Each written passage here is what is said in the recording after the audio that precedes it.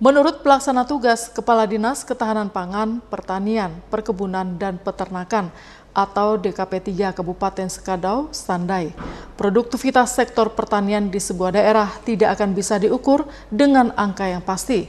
Produktivitas pertanian ini kerap berubah tergantung berbagai faktor. Faktor-faktor yang bisa mempengaruhi produktivitas sektor pertanian itu diantaranya persoalan bibit, sarana irigasi, hingga pupuk. Ada juga sarana penunjang kerja atau alsintan hingga di faktor lahan. Namun selain faktor itu, faktor iklim juga ikut menentukan produktivitas pertanian. Karena itu, Dinas Ketahanan Pangan, Pertanian, Perkebunan, dan Peternakan atau DKP 3 Kabupaten Sekadau berharap petani di daerah ini juga bisa memahami kondisi iklim.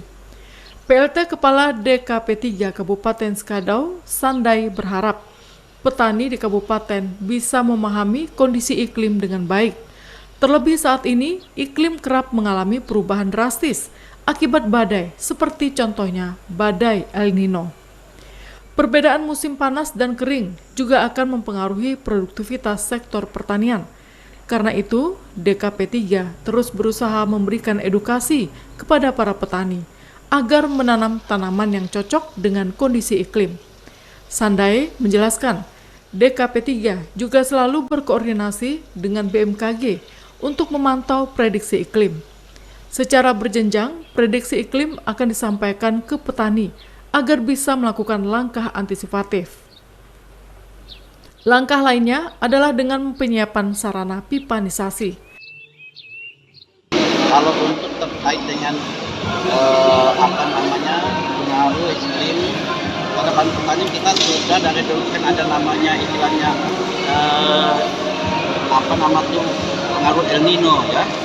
Nah itu juga menyebabkan kebakarnya lahan perkebunan juga mudah, keringnya lahan sawah itu tidak ada air.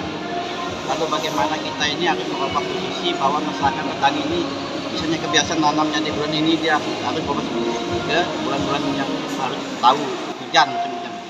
Nah itu terkait dengan itu bahwa kita juga bekerja sama dengan namanya meteorologi. Nah kita ada, kalau tidak salah kita pernah di daerah Bintang, karena itu juga pernah ada bagian juga. Jadi petani kita tahu biasa nanamnya di bulan April, tiba-tiba itu kering.